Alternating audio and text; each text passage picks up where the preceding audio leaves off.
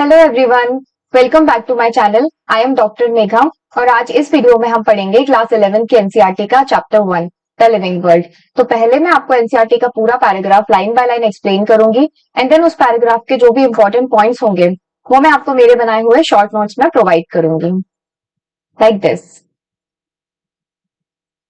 Okay, ये short notes आपको बाद में क्विक रिवीजन में बहुत हेल्प करेंगे। इस वीडियो में मैं आपको पूरा चैप्टर पढ़ाने के साथ साथ रिवीजन भी करवाते जाऊंगी जिससे कि एक बार में ही आपको सारी चीजें बहुत अच्छे से याद हो जाएंगी। तो अब हम स्टार्ट करते हैं। First paragraph, how wonderful is the living world. जो लिविंग वर्ल्ड है वो कितना वंडरफुल है। The wide range of living types is amazing. जो लिविंग ऑर्गेनिजम्स हैं उनकी एक वाइड रेंज और वेराइटी है जो बहुत ही अमेजिंग है। The extraordinary habitats in which we find living organisms, be it cold mountains, deciduous forest, ocean, freshwater lakes, deserts और hot springs, leave us speechless. जो लिविंग ऑर्गेनिजम्स हैं वो हर जगह पाए जाते हैं। कभी कभी वो इतनी एक्स्ट्रॉर्डनरी हैबिटेट्स में देखने को मिलते हैं that it leave us speechless. कहाँ मिल सकते हैं? कोल्ड माउंटेन्स, डेसिडियस फॉरेस्ट में मिल सकते हैं, ocean, fresh water lakes, deserts और हॉट स्प्रिंग्स में भी देखने को मिल सकते हैं। The beauty of a galloping horse, यहाँ पर गलोपिंग का मतलब होता है fast running horse, of the migrating birds, the valley of flowers और द अटैकिंग शार्क। यहाँ पर लिविंग ऑर्गेनिजम्स की वैरायटी बताई जा रही है, डिफरेंट टाइप का नेचर बताया जा रहा है लिविंग ऑर्गेनिजम्स का। एक फास्ट रनिंग हॉर्स है, माइग्रेटिंग बर्ड्स हैं, ब्यूटीफुल वैली ऑफ फ्लावर्स हैं, अटैकिंग शार्क्स हैं। ठीक है, यहाँ पर क्या बताया जा रहा है? Different nature of living organisms. It evokes awe and a deep sense of wonder. Awe का मतलब होता है फियर। ये हमारे अंदर एक फियर डेवलप करता है और एक deep sense of wonder develop करता है कि लिविंग ऑर्गेनिजम्स का नेचर कितना डिफरेंट है। The ecological conflict and cooperation among the members of a population and among population of a community. अब यहाँ पर पहले हम समझते हैं कि पॉपुलेशन किसको बोलते हैं। जब सेम स्पीशीज के ऑर्गेनिजम्स एक साथ रहते हैं तो उसे पॉपुलेशन बोलते हैं। जब डिफरेंट स्पीशीज के ऑर्गेनिज्म एक साथ रहते हैं तो उसे कम्युनिटी बोलते हैं। अब जब इतने सारे लोग साथ में रहेंगे तो वहां पर कंफ्लिक्ट यानी कि लड़ाई झगड़े भी हो सकते हैं और कॉपरेशन यानी कि ये लोग मिलजुल के साथ में भी रह सकते हैं। ठीक है, और even the molecular traffic inside a cell make us deeply reflect on.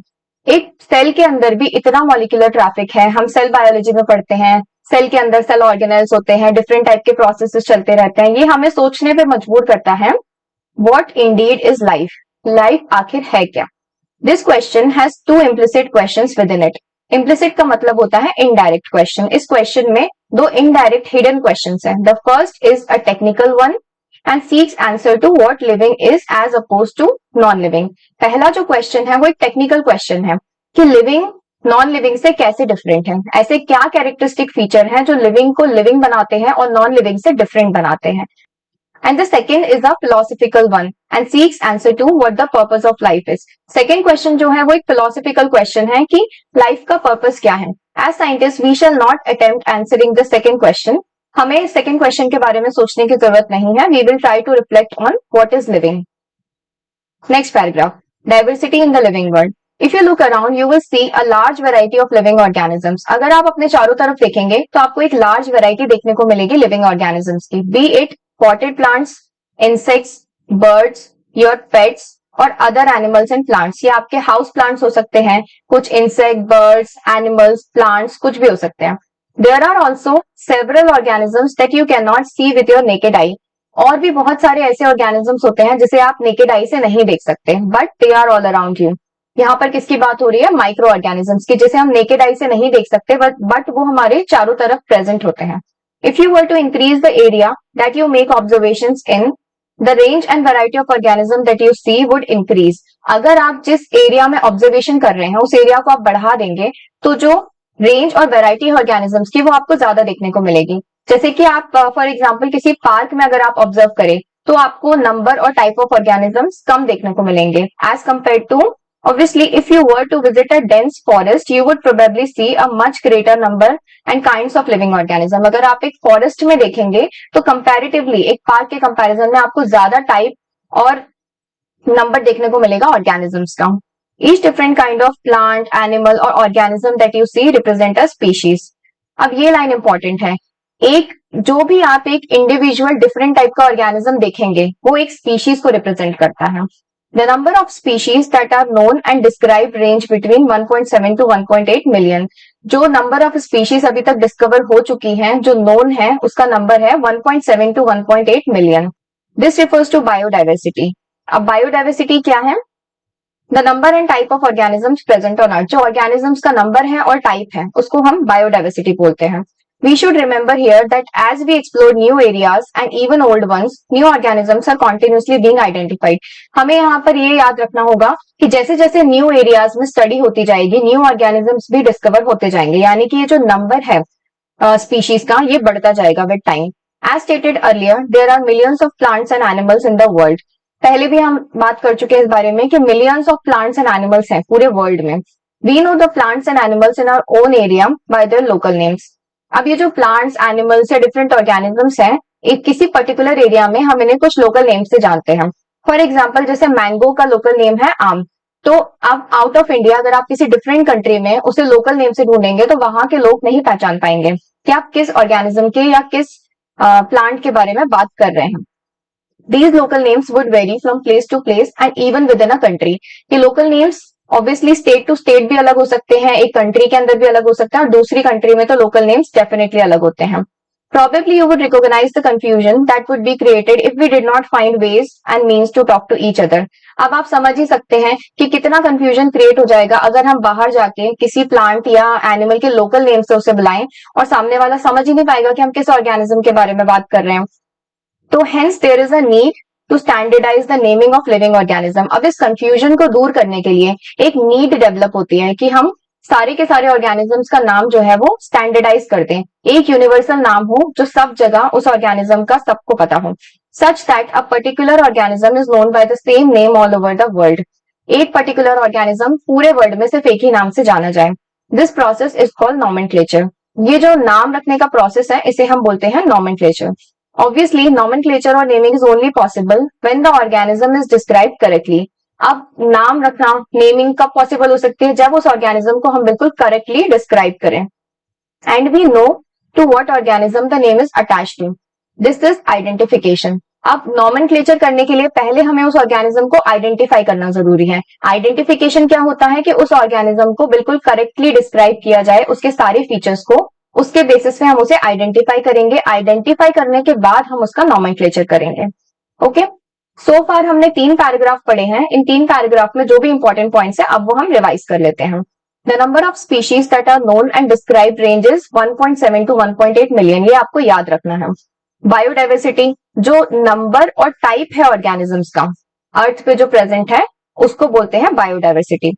Nomenclature, to standardize the naming of living organisms such that a particular organism is known by the same name all over the world. Organisms के नाम को कुछ इस तरीके से standardise कर दिया जाए कि एक ऑर्गेनिज्म को एक ही नाम से पूरे वर्ल्ड में जाना जाए. उस प्रोसेस को हम बोलते हैं नॉमेनक्लेचर. आइडेंटिफिकेशन क्या है? Organism is describe correctly and we know what organism the name is attached to.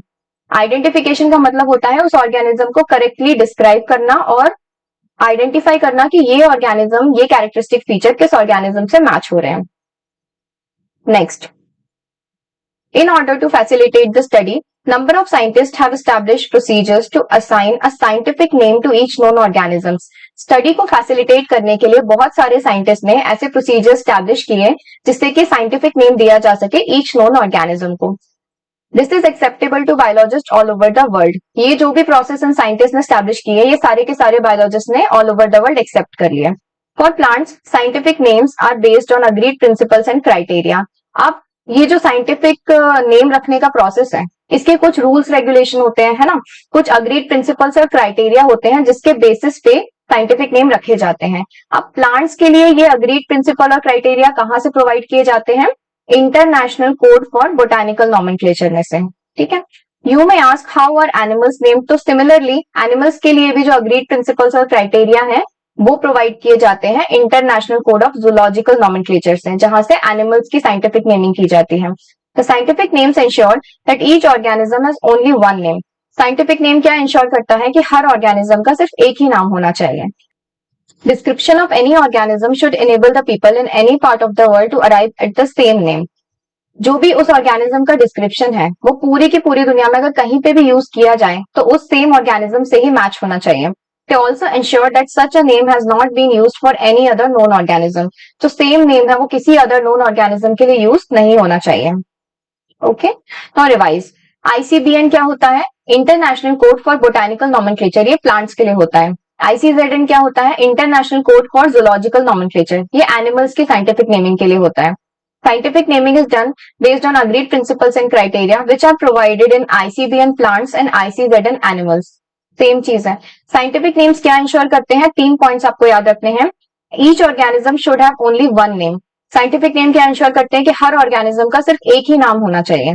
Description of organism should match to only one organism all over the world. जो डिस्क्रिप्शन है उस organism का पूरे world में सिर्फ एक ही ऑर्गेनिज्म से match होना चाहिए. Same name should not be use for any other known organism. जो सेम नेम है वो किसी अदर नोन ऑर्गेनिज्म के लिए यूज नहीं होना चाहिए. Next, biologist follow universally accepted principles to provide scientific names to known organism. अब जो बायोलॉजिस्ट हैं वो यूनिवर्सली एक्सेप्टेड प्रिंसिपल्स को फॉलो करते हैं ऑर्गेनिजम्स को साइंटिफिक नेम देने के लिए. क्या है ये universally accepted principal? Each name has 2 component. Her scientific name के 2 कंपोनेंट्स होंगे. एक होगा जेनेरिक नेम और एक होगा specific epithet. This system of providing a name with 2 components is called binomial nomenclature. Binomial का मतलब ही 2 होता है. इसीलिए साइंटिफिक यूनिवर्सली एक्सेप्टेड प्रिंसिपल में साइंटिफिक नेम के 2 कंपोनेंट होंगे. एक होगा जेनेरिक नेम और एक होगा specific epithet. This naming system given by Carolus Linnaeus. ये नेमिंग बाइनोमियल नोमेनक्लेचर का नेमिंग सिस्टम किसने दिया था? कैरोलस लीनियस ने. It is being practised by biologist all over the world. ये सारे के सारे बायोलॉजिस्ट प्रैक्टिस करते हैं. This naming system using a 2-word format was found convenient. क्यों इस नेमिंग सिस्टम को सारे बायोलॉजिस्ट फॉलो करते हैं? क्योंकि ये 2-word फॉर्मेट का है और बहुत ही कन्वीनियंट है to use. Let us take the example of mango to understand the way of providing scientific names better. Scientific name of mango is written as Mangifera indica. Mango का scientific name क्या है? Mangifera indica. एक example है. Let us see how it is a binomial name. देखते हैं ये कैसे binomial name है. In this name Mangifera represent genus while indica is a particular species. अब ये जो बाइनोमियल नोमेनक्लेचर का 2-word फॉर्मेट का एग्जांपल है मैंजीफेरा इंडिका. इसमें जो मैंजीफेरा है वो इंडिकेट करता है जीनस और जो इंडिका है वो इंडिकेट करता है किसी स्पीशीज को या फिर स्पेसिफिक एपिथेट को. Each scientific name has 2 components. Her scientific name के 2 कंपोनेंट्स होते हैं. एक होता है जेनेरिक नेम और एक होता है स्पेसिफिक एपिथेट. इसको हम क्या बोलते हैं? Binomial nomenclature system. किसने दिया था? Given by Carolus Linnaeus. Okay, अब इसका एग्जांपल क्या है? Scientific name of mango Mangifera indica. जिसमें मैंजीफेरा क्या है? जीनस या जेनेरिक नेम को इंडिकेट करता है और इंडिका स्पीशीज या फिर स्पेसिफिक एपिथेट को इंडिकेट करता है. साइंटिफिक नेमिंग के बाकी रूल्स क्या है? Biological names are generally in Latin and written in italics. जो बायोलॉजिकल नेम्स होते हैं वो जनरली लैटिन में होते हैं और इटैलिक्स में लिखे जाते हैं. क्यों लैटिन लैंग्वेज यूज किया जाता है? Because it is a dead language. It is not used anymore. They are latinized और derive from the Latin irrespective of their origin. Latin language से ही ये नेम्स डिराइव किए जाते हैं. The first word in a biological name represents the genus. जो first word है biological name में वो क्या रिप्रेजेंट करता है? जीनस को. while the second component denotes the specific epithet. Second component क्या denote करता है? Specific epithet. Both the words in a biological name when handwritten are separately underlined. जब इस बायोलॉजिकल नेम को हैंड रिटन लिखा जाता है तो हम इन्हें सेपरेटली अंडरलाइन करते हैं और printed in italics to indicate their Latin origin, या फिर हम इन्हें इटैलिक्स में प्रिंट करते हैं to indicate their Latin origin. जब भी बायोलॉजिकल नेम्स को हम हैंड रिटन लिखेंगे तो हम उन्हें इस तरीके से सेपरेटली अंडरलाइन करेंगे और अगर प्रिंट करेंगे तो इटैलिक्स में प्रिंट करेंगे इनके लैटिन ओरिजिन को इंडिकेट करने के लिए. The first word denoting the genus starts with a capital letter. जो फर्स्ट वर्ड है वो कैपिटल लेटर से स्टार्ट होता है और जो सेकेंड वर्ड है स्पेसिफिक एपिथेट वो स्मॉल लेटर से स्टार्ट होता है.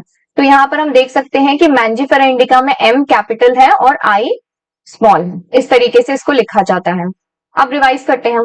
बायोलॉजिकल नेम्स कहाँ से डिराइव किए जाते हैं? लैटिन लैंग्वेज से और इटैलिक्स में लिखे जाते हैं. ठीक है, लैटिन लैंग्वेज से डिराइव किए जाते हैं और इटैलिक्स में लिखे जाते हैं. फर्स्ट वर्ड क्या रिप्रेजेंट करता है? जीनस. सेकेंड वर्ड रिप्रेजेंट करता है specific epithet. If hand written both are separately underline और printed in italics. Hand written होंगे तो सेपरेटली अंडरलाइन करेंगे, प्रिंट करेंगे तो इटैलिक्स फॉन्ट में प्रिंट करेंगे to indicate their Latin origin.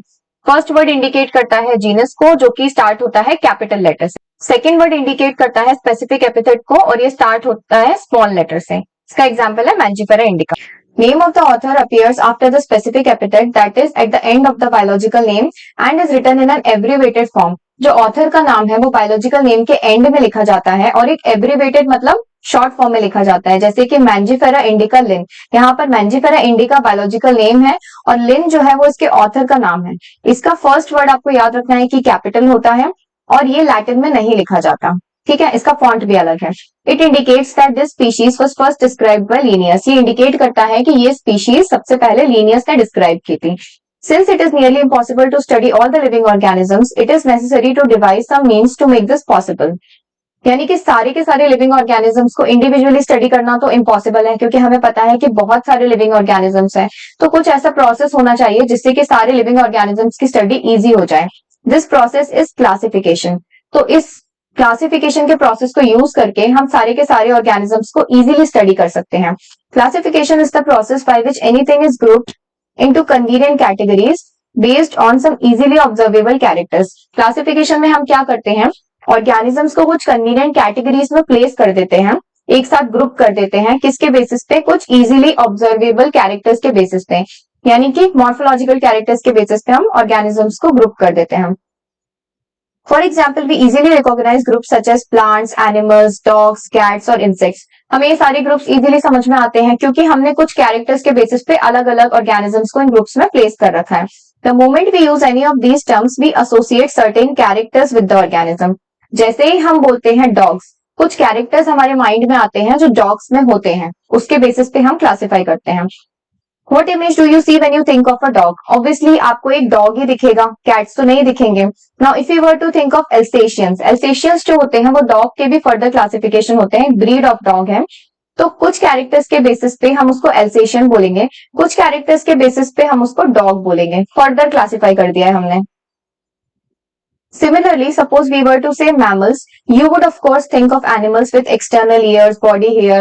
जैसे हम mammals के बारे में बात करेंगे, हमारे दिमाग में mammals के फीचर्स आने लगेंगे कि external ear होते हैं, body hair होते हैं, mammary glands होते हैं, ये सब। Likewise, in plants, if we try to talk of wheat, the picture in each of our mind will be of wheat plants, not of rice or any other plant. जब हम wheat के बारे में बात करते हैं तो हमारे माइंड में wheat का ही पिक्चर आएगा और किसी का नहीं।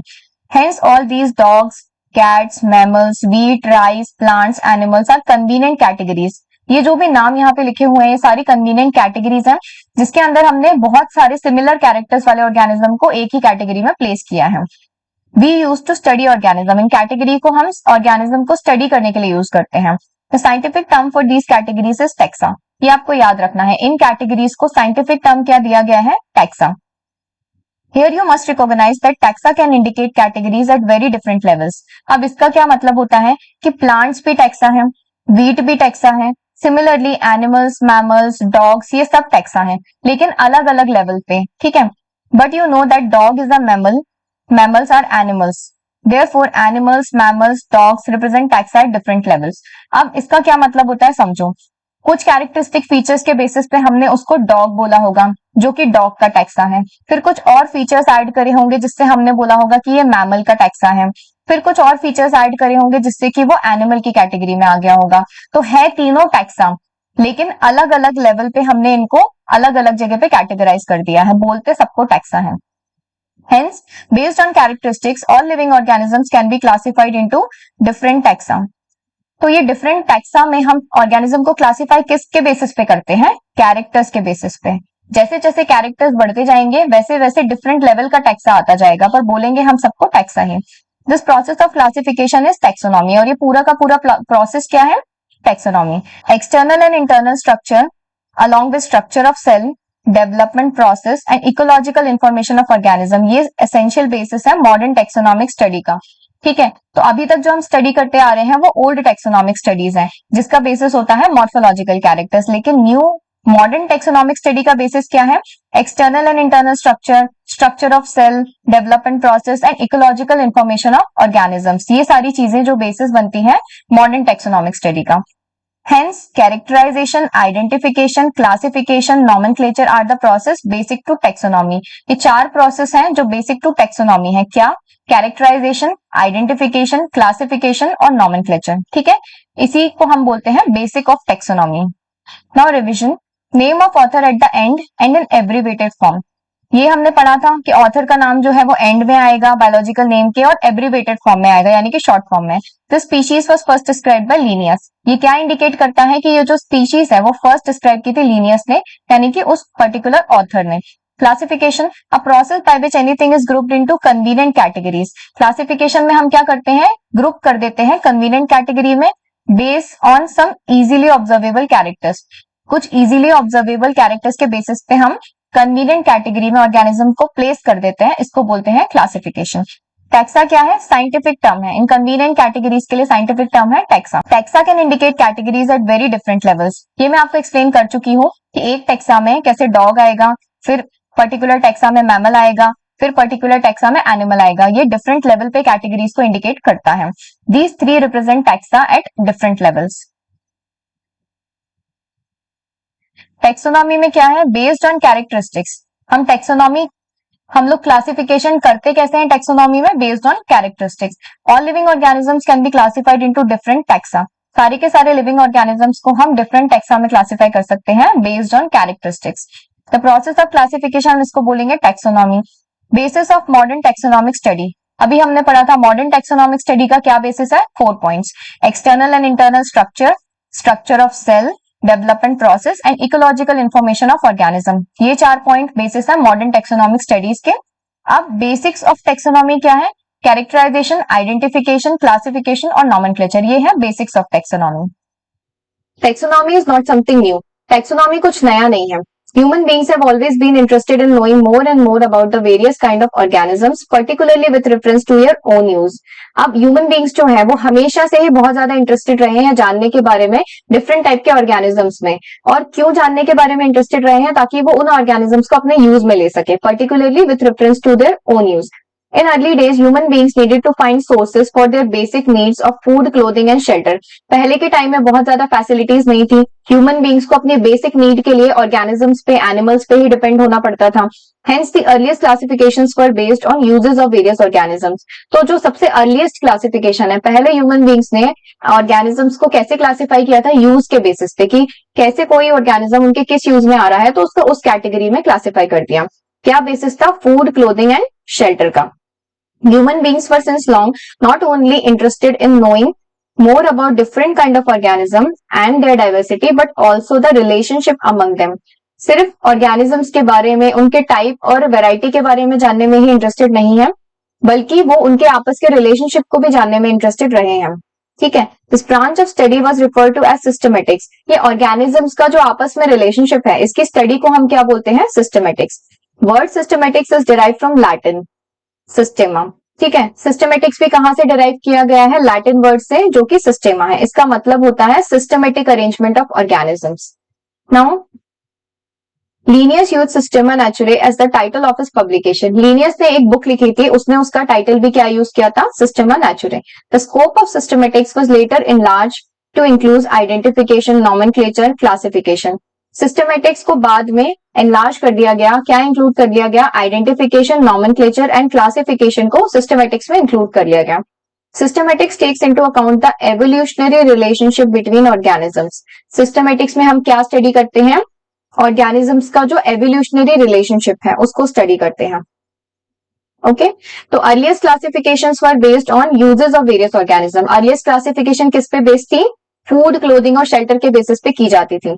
सिस्टमेटिक्स क्या होता है, to know more about different type of organism and their diversity and also the relationship. Different type के ऑर्गेनिज्म के बारे में जानना, उनकी डाइवर्सिटी के बारे में जानना और उनका आपस में रिलेशनशिप स्टडी करना, ये है systematics.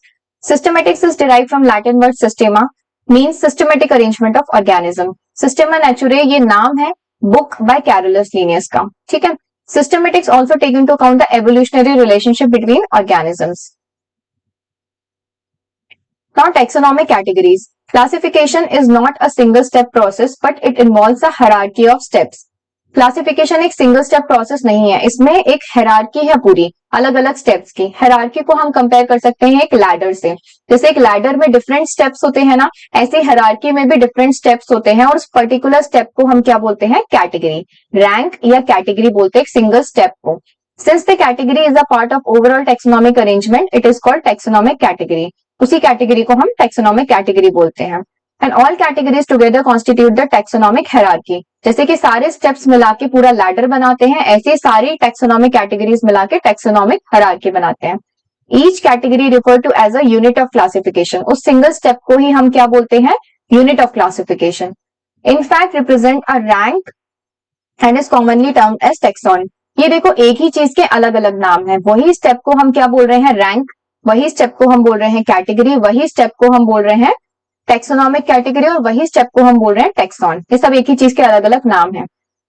Taxonomic categories and hierarchy can be illustrated bye an example. Insect represent a group of organisms sharing common features like 3 pair of jointed legs. अब एक पर्टिकुलर कैटेगरी का एग्जांपल लिया है यहाँ पर, जैसे कि इंसेक्ट्स जो होते हैं, इंसेक्ट में क्या कैरेक्टरिस्टिक फीचर है? 3 पेयर ऑफ जॉइंटेड लेग्स, यानी कि जिनके अंदर भी 3 पेयर ऑफ जॉइंटेड लेग्स होंगे उन सबको हम क्लासिफाई कर देंगे इंसेक्ट में, और ये क्या हो जाएगी? टैक्सोनॉमिक कैटेगरी बन जाएगी। It means insects are recognisable concrete objects which can be classified.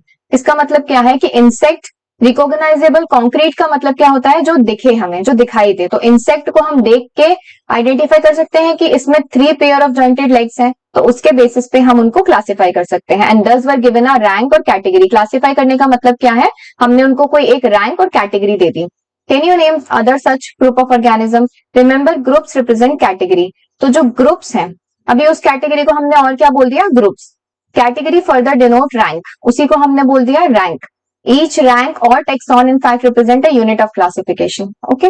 These taxonomic groups, categories are distinct biological entities and not merely morphological aggregates.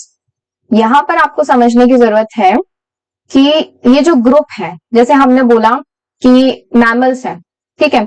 अब मैमल्स का जो ग्रुप है, ये कहीं हमें ऐसा एज सच ग्रुप देखने को तो नहीं मिलेगा ना, कि जहां पे सारे मैमल्स एक साथ बैठे हों या रखे हों। ये क्या है? मेयरली मॉर्फोलॉजिकल एग्रीगेट्स हैं। मतलब हम ऐसा एक ग्रुप बना दिया है हमने, जिसके अंदर हम इनको इमेजिन कर सकते हैं कि हाँ सारे मैमल्स एक ग्रुप में आते हैं, ठीक है। ये एक्चुअली में कोई ग्रुप नहीं है, लेकिन इसके अंदर जो ऑर्गेनिज्म प्लेस किए जाते हैं वो एक्चुअली में है, वो डिस्टिंक्ट बायोलॉजिकल एंटिटीज हैं। वो हम एक्चुअली एक मैमल, जैसे कि कोई वेल है या कोई भी ऑर्गेनिज्म है, हम उसको देख सकते हैं। ये डिस्टिंक्ट बायोलॉजिकल एंटिटीज हैं। Taxonomic study of all known organisms have led to the development of common categories such as kingdom, phylum or division, class, order, family, genus and species. ये आपको ऑर्डर याद करना पड़ेगा, ठीक है। सबसे टॉप पर आता है किंगडम, फिर आता है फाइलम एनिमल्स के लिए, डिवीजन प्लांट्स के लिए, फिर क्लास, ऑर्डर, फैमिली, जीनस और स्पीशीज। ओके, तो ये टैक्सोनॉमिक स्टडी की वजह से हमने इनको अलग अलग कैटेगरीज में प्लेस किया है। All organism including those in the plant and animal kingdom have species as the lowest category। तो सारे के सारे ऑर्गेनिज्म, चाहे वो एनिमल किंगडम के हो चाहे वो प्लांट किंगडम के हो, दोनों में ही स्पीशीज जो है वो लोएस्ट कैटेगरी है। Now the question you may ask is how to place an organism in various categories. तो अब हम इन ऑर्गेनिज्म, इतनी देर से हम यही बात करते आ रहे हैं कि इन ऑर्गेनिजम्स को हम इन कैटेगरी में प्लेस कैसे कर रहे हैं? कैरेक्टरिस्टिक फीचर्स के बेसिस पे। हमें उनके नॉलेज चाहिए, उनके कैरेक्टर्स की। The basic requirement is the knowledge of characters of an individual और group of organism. Characteristic feature के बेसिस पे हम उनको क्लासिफाई करते जाएंगे इन डिफरेंट डिफरेंट कैटेगरीज में। This helps in identifying similarities and dissimilarities among the individuals of the same kind of organism as well as other kind of organism. अब ये हमें हेल्प करेगा आइडेंटिफाई करने में कि किन ऑर्गेनिज्म में सिमिलैरिटीज है, किन ऑर्गेनिज्म में डिसिमिलैरिटीज है। जिनमें सिमिलैरिटीज होंगी हम उन्हें एक कैटेगरी में प्लेस कर देंगे, और जो डिफरेंट कैटेगरी में ऑर्गेनिज्म प्लेस होंगे वो कुछ डिसिमिलैरिटीज के बेसिस पर होंगे। Classification is not a single step process but involves hierarchy of steps. ये आपको याद रखना है कि क्लासिफिकेशन एक सिंगल स्टेप प्रोसेस नहीं है, इसमें हायरार्की ऑफ स्टेप्स आती हैं। ईच स्टेप को हम क्या बोलते हैं? रैंक या कैटेगरी। इसी को हम बोलते हैं taxonomic category. All taxonomic category together constitute the taxonomic hierarchy. Taxonomic category एक साथ मिलकर बनाती है टैक्सोनॉमिक हायरार्की। अब कैटेगरी को ही हम बोल रहे हैं यूनिट ऑफ क्लासिफिकेशन। अभी मैंने आपको बताया था ये सारी चीजों के एक ही नाम है, चाहे आप ग्रुप्स बोलो, कैटेगरी, रैंक, टैक्सॉन या यूनिट ऑफ क्लासिफिकेशन, सब एक ही चीज है। अब ये ऑर्डर आपको याद करना है, kingdom, phylum, division for plants, class, order, family, genus, species. यहाँ पर स्पीशीज क्या है? Lowest category. Species taxonomic study consider a group of individual organisms with fundamental similarities as species. तो उन सारे ऑर्गेनिजम्स को एक स्पीशीज में रखा जाता है जिनके अंदर कुछ फंडामेंटल सिमिलैरिटीज होती हैं। One should be able to distinguish one species from other closely related species based on the distinct morphological differences. अब एक स्पीशीज है जिसमें सारे फंडामेंटल सिमिलैरिटी वाले ऑर्गेनिज्म हैं, एक और स्पीशीज है जो थोड़ी क्लोजली रिलेटेड है, लेकिन उसके अंदर कुछ डिस्टिंक्ट मॉर्फोलॉजिकल डिफरेंसेस भी हैं, सिमिलैरिटीज भी हैं, बट कुछ डिस्टिंक्ट मॉर्फोलॉजिकल डिफरेंसेस भी हैं, जिसकी वजह से उसे डिफरेंट स्पीशीज में रखा गया है, बट ये दोनों क्लोजली रिलेटेड स्पीशीज हैं। Let us consider Mangifera indica, Solanum tuberosum potato and Panthera leo lion. All the three names, indica, tuberosum and leo, represent the specific epithets. ये indica, tuberosum और leo क्या indicate करता है यहाँ पर? Specific epithet. While the first word, Mangifera, Solanum and Panthera are genera. ठीक है? First words क्या है? Mangifera, Solanum and Panthera ये genera है. Represent another higher level of taxon or category. Genera जो है वो species से एक higher level of taxon और category है. Each genus may have one or more than one specific epithet representing different organism. एक genus के अंदर one और more than one specific epithets भी हो सकते हैं जो कि different organism को indicate करता है, but having morphological similarities. अब क्या होगा कि एक जीनस के अंदर जो डिफरेंट स्पेसिफिक एपिथेट है उनके अंदर बहुत सारी सिमिलैरिटीज होंगी जिसकी वजह से उनको एक जीनस में रखा गया है, लेकिन कुछ डिस्टिंक्ट मॉर्फोलॉजिकल डिफरेंसेस भी होंगे जिसकी वजह से उनको अलग अलग स्पेसिफिक एपिथेट्स में रख दिया गया है। ठीक है, मॉर्फोलॉजिकल सिमिलैरिटीज के बेसिस में वो सब एक जीनस में आ रहे हैं, बट कुछ फंडामेंटल डिफरेंसेस भी हैं, इसीलिए वो डिफरेंट स्पेसिफिक एपिथेट्स लगा के डिफरेंट ऑर्गेनिजम्स बना दिए गए। For example, Panthera has another specific epithet called tigris, and Solanum includes species like Nigrum and Melongena. ठीक है, ये क्यों होता है? अब देखो इसके एग्जाम्पल से समझेंगे। Human beings belong to the species Sapiens, which is grouped in the genus Homo. Human beings किस में आते हैं? Sapiens स्पेसिफिक एपिथेट है और जीनस Homo है। ठीक है, the scientific name for human being क्या लिखा जाएगा? Homo sapiens. Homo genus and Sapiens specific epithet. अब genus Genus comprise a group of related species which has more characters in common in comparison to species of other genera. अब genus के अंदर वो सारे मतलब रिलेटेड स्पीशीज, अभी मैंने आपको बताया ना, जो क्लोजली रिलेटेड स्पीशीज होंगी वो सारी एक जीनस के अंदर आएंगी। ठीक है, which has more characters in common in comparison to species of other genera. अब एक जेनेरा है जिसमें कुछ स्पीशीज है और एक डिफरेंट जेनेरा है जिसमें कुछ और स्पीशीज है, तो उन स्पीशीज के कंपैरिजन में इन वालों में ज्यादा कॉमन कैरेक्टर्स होंगे, इसलिए इन सबको एक जेनेरा में रखा। ठीक है, we can say that genera are aggregates of closely related species. ठीक है, बोल सकते हैं for example potato and brinjal are two different species but both belong to the genus Solanum. दोनों डिफरेंट स्पीशीज है पोटैटो और ब्रिंजल, लेकिन इनका जीनस क्या है? सेम है, क्योंकि इनके अंदर कुछ सिमिलैरिटीज भी होंगी जिसकी वजह से इनको हमने एक ही जीनस में रखा है सोलेनम, बट कुछ डिफरेंसेस भी हैं जिसकी वजह से ये डिफरेंट स्पीशीज है।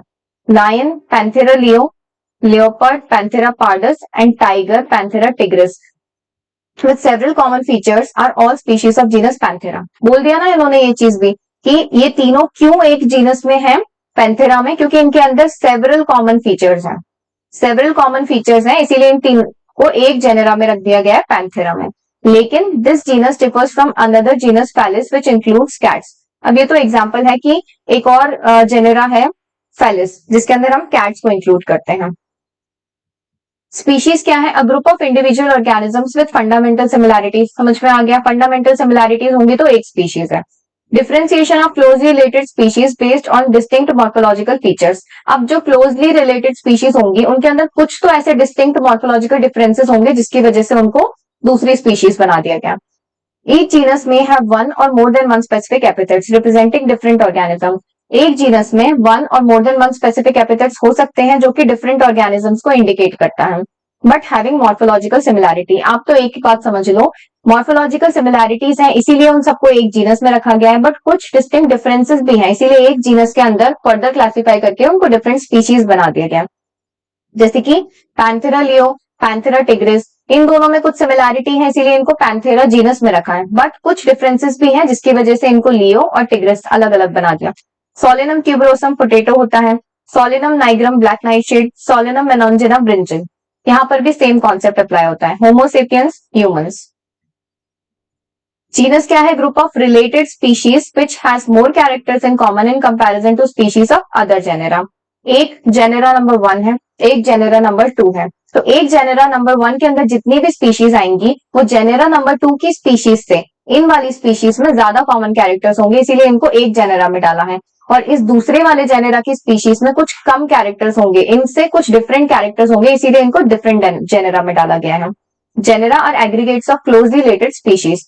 Brinjal, Solanum melongena, potato, Solanum tuberosum. ठीक है, तो यहाँ पर सोलेनम क्या है, इनका जीनस है। ऐसे ही सेम एग्जांपल्स है, lion, Panthera leo, Panthera pardus, Panthera tigris क्या है, टाइगर। तो पैंथेरा यहाँ पर जीनस है। Family. The next category, family, has a group of related genera with still less number of similarities as compared to genus and species. अब जैसे जैसे हम ऊपर जाते जाएंगे ना, कॉमन कैरेक्टर्स कम होते जाएंगे। स्पीशीज में सबसे ज्यादा कॉमन कैरेक्टर्स मिलेंगे, फिर जीनस में आएंगे तो अलग अलग जीनस हो जाएंगे, कुछ कॉमन कैरेक्टर्स कम हो जाएंगे। फैमिली में आएंगे तो और लेस नंबर ऑफ सिमिलैरिटीज हो जाएंगे। Families are characterized on the basis of both vegetative and reproductive features of plant species. Plant species में characterization किसके basis पे होता है, vegetative और reproductive features के basis पे। Among plants, for example, 3 different genera, Solanum, Petunia and Datura, are placed in the family Solanaceae. Solanaceae के अंदर ये 3 different Solanaceae family के अंदर ये 3 different genus आते हैं, Solanum, Petunia and Datura. Among animals, for example, genus Panthera, comprising lion, tiger, leopard, is put along with genus Felis, जिसमें cats है, in the family Felidae. अब क्या है, Felidae family के अंदर ये 2 जीनस आ रहे हैं, Panthera और Felis. Panthera में आते हैं lion, tiger, leopard और Felis में आते हैं cats. Similarly, if you observe the features of a cat and a dog, you will find some similarities and some differences as well. तो क्लासिफिकेशन का यही बेसिस है, कुछ सिमिलैरिटीज होंगी, कुछ डिफरेंसेस होंगे, दोनों को कंसीडर करके हम इन्हें डिफरेंट कैटेगरीज में प्लेस करेंगे। They are separated into 2 different families, Felidae and Canidae. ठीक है, डिफरेंसेस के बेसिस पे हमने इन्हें डिफरेंट फैमिली में प्लेस किया गया है। फेलिडी में कैट्स आती हैं और कैनिडी में डॉग्स आते हैं। Family, group of related genera with still less number of similarities as compare to genus and species. यहाँ पर आप रिवाइज कर लीजिए, सोलेनेसी फैमिली के अंदर कौन कौन से जीनस आते हैं, Solanum, Petunia and Datura. Solanum, Petunia and दतूरा।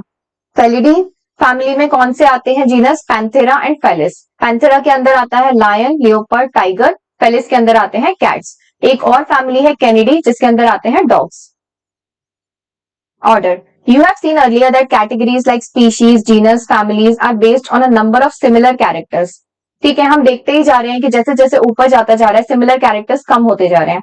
Generally order and other higher taxonomic categories are identified based on the aggregates of characters. बस एग्रीगेट्स को देखते जाएंगे और अदर हायर कैटेगरी बनती जाएगी। Order being a higher category is the assemblage of families which exhibit a few similar characters. और ऊपर चले जाएंगे, सिमिलर कैरेक्टर्स और कम हो जाएंगे। Similar characters are less in number as compare to different genera included in a family. Plant families like Convolvulaceae, Solanaceae are included in order Polemoniales, mainly based on floral characters. तो plants में floral characters के basis पे Convolvulaceae and Solanaceae include किया गया है order Polemoniales में। Animal order Carnivora includes families like Felidae and Canidae. जो animal order है Carnivora, उसमें कौन सी families आती हैं, Felidae जो cat वाली है and Canidae जो dog वाली है। Class, This category includes related orders. Class में क्या आते हैं, related orders आते हैं। For example, order Primata comprising monkey, gorilla and gibbon is placed in class Mammalia along with order Carnivora that includes lion, that includes tiger, cat and dog. Class Mammalia has other orders also. तो class Mammalia के अंदर कौन से 2 order आ रहे हैं, order Primata and order Carnivora. Order Primata and order Carnivora. और order Primata के अंदर कौन आता है, मंकी, गोरिल्ला एंड गिबन। और यहां पर आता है कार्निवोरा में tiger, cat, dog. Phylum, phylum क्या है, classes comprising animals like fishes, amphibians, reptiles, birds along with mammals constitute the next higher category called phylum. All these based on the common features like presence of notochord and dorsal hollow neural system are included in the phylum Chordata. तो ये जितनी भी ये सारे organisms को include करने वाली classes हैं, अलॉन्ग विथ मैमल्स इंक्लूड करने वाली जो क्लासेस हैं, ये नेक्स्ट हायर कैटेगरी में आती है फाइलम में। ठीक है, तो कॉर्डेटा जो फाइलम है, फाइलम कॉर्डेटा में क्या 2 फीचर्स हैं, presence of notochord and dorsal hollow neural system. In case of plants, classes with a few similar characters are assigned to a higher category called division. जो animals में phylum है, उसे plants में हम उसको क्या बोलते हैं, डिवीजन। हम रिवाइज कर लेते हैं। ऑर्डर क्या है, assemblage of families which exhibit a few similar characters. Order में आती है फैमिलीज। पॉलीमोनियल्स ऑर्डर में कौन कौन सी फैमिली आती है, कॉन्वोल्वुलेसी एंड सोलेनेसी। कार्निवोरा ऑर्डर में कौन सी फैमिलीज आती है, फेलिडी एंड कैनिडी। अब क्लास पढ़ते हैं। इंक्लूड्स रिलेटेड ऑर्डर्स, क्लास में क्या आते हैं? रिलेटेड ऑर्डर्स आते हैं, जैसे कि मैमेलिया जो क्लास है उसके अंदर order Primata and order Carnivora आएगा। प्राइमेटा में कौन आएंगे? Monkey, gorilla and gibbon. Carnivora में आएंगे टाइगर, कैट, डॉग। फाइलम, अब फाइलम में क्या क्या आती है? क्लासेस कंप्राइज होकर आती है। Classes comprising animals like fishes, amphibians, reptiles, birds, mammals, ये सब मिला के बनाते हैं फाइलम कॉर्डेटा। फाइलम कॉर्डेटा के दो यूनिक फीचर्स हैं, presence of notochord and dorsal hollow neural system. Kingdom, all animals belonging to various phyla are assigned to the highest category called kingdom Animalia in the classification system of animals. Animals के classification system में highest category है kingdom Animalia. Plant में the kingdom Plantae on the other hand is distinct and comprise all the plants from various divisions. सारे divisions comprise होके क्या बनाते हैं? kingdom Plantae, जो plants की highest category है. Henceforth, we will refer to these groups as animals and plant kingdoms. The taxonomic category from species to kingdoms have been shown in ascending order. अब ascending order में अभी हम table में देखेंगे. These are broad categories. However, taxonomists have also developed subcategories. Further classification को और easy करने के लिए taxonomists ने कुछ subcategories भी develop की हैं. Look at the hierarchy. Can you recall the basis of arrangement? For example, as we go higher from species to kingdom, the number of common characters goes on decreasing. ये बात अभी हम discuss कर चुके हैं कि जैसे जैसे स्पीशीज से ऊपर की तरफ जाएंगे हम, किंगडम की तरफ, हाईएस्ट कैटेगरी की तरफ, तो जो कॉमन कैरेक्टर्स हैं वो डिक्रीज होते जाएंगे, क्योंकि सबसे ज्यादा कॉमन कैरेक्टर्स आपको कहां देखने को मिलेंगे? एक स्पीशीज के अंदर। फॉर एग्जाम्पल ह्यूमन बींग्स, तो सारी की सारी सिमिलैरिटीज होंगी सारे के सारे ह्यूमन बींग्स में, लेकिन जैसे ही हम जीनस लेवल पे जाएंगे तो वो थोड़ा सा उसमें और स्पीशीज, क्लोजली रिलेटेड स्पीशीज में वो कॉमन कैरेक्टर्स बढ़ जाएंगे। तो जब हम स्पीशीज से किंगडम की तरफ जाएंगे, तो जब किंगडम के लेवल तक आते आते कॉमन कैरेक्टर्स बहुत ही कम हो जाते हैं। Lower the taxa, more are the characteristics that the members within a taxon share. जो लोअर टैक्सा होगा यानी लोएस्ट टैक्सा होगा, जैसे स्पीशीज, वहां सबसे ज्यादा कॉमन कैरेक्टर्स रहेंगे जो ऑर्गेनिज्म शेयर करेंगे। Higher the category, greater is the difficulty of determining relationship to other taxa at the same level. अब जैसे जीनस लेवल पे हम जो क्लोजली रिलेटेड स्पीशीज हैं, हम उनका फिर भी रिलेशन इजीली डिटरमाइन कर सकते हैं, लेकिन जैसे जैसे लेवल बढ़ता जाएगा और ऊपर जाते जाते जब किंगडम तक जाएंगे, तो आपस में ऑर्गेनिजम्स का रिलेशन स्टडी करना भी बहुत डिफिकल्ट हो जाएगा, क्योंकि कॉमन कैरेक्टर्स बहुत ही कम हो जाएंगे। Hence the problem of classification become more complex. Table 1.1 indicate the taxonomic categories to which some common organisms like housefly, man, mango, weed belong. फिर रिवाइज करते हैं। किंगडम क्या है? Highest category. किंगडम प्लांटी में include all plants, all divisions में से। Kingdom Animalia include all animals, all phylums में से। As we go higher from species to kingdom, the number of common characters keep on decreasing. ये आपको याद रखना है। Plants have divisions, not phylums. अब ये टैक्सोनॉमिक कैटेगरीज की हायरार्की है। Kingdom, phylum, class, order, family, genus, species. Kingdom इसमें हाईएस्ट कैटेगरी है, स्पीशीज इसमें लोएस्ट कैटेगरी है। जैसे जैसे स्पीशीज से किंगडम की तरफ ऊपर जाएंगे, number of common characters decrease होते जाएंगे। ठीक है, कॉमन कैरेक्टर्स यहां पर डिक्रीज होते जाएंगे। नेक्स्ट ये टेबल है organisms with their taxonomic categories. ये आपको याद करना है। इसमें मैन कॉमन नेम है, मैन इसका बायोलॉजिकल नेम है होमोसेपियंस, जीनस है होमो, फैमिली होमिनिडी। ठीक है, कौन सा ऑर्डर है मैंस का? प्राइमेटा। क्लास कौन सी है? मैमेलिया, और इसका फाइलम है कॉर्डेटा। ऐसे ही हाउस फ्लाई में क्या है? इसका common name house fly, biological name है मस्का डोमेस्टिका। जीनस कौन सा आता है? Musca, family Muscidae, order Diptera, class है इंसेक्टा, और फाइलम है इसका Arthropoda. Mango Mangifera indica, genus Mangifera, family Anacardiaceae, order Sapindales, class dicotyledon, और इसका फाइलम डिवीजन कौन सा आएगा अपना? एंजियोस्पर्म। ठीक है, डिवीजन आएगा क्योंकि ये प्लांट है। व्हीट ट्रिटिकम एस्टिवम, इसका बायोलॉजिकल नेम है, जीनस है ट्रिटिकम, फैमिली पोएशी, ऑर्डर है इसका पोएल्स, क्लास मोनोकॉटिलिडन, और इसका डिवीजन है एंजियोस्पर्म। तो ये टेबल आपको याद करनी है, और ये है समरी। अगर आपको ये वीडियो यूजफुल लगा तो प्लीज जाने से पहले वीडियो को लाइक और चैनल को सब्सक्राइब जरूर करें। मिलती हूँ आपसे नेक्स्ट वीडियो में। Thank you so much.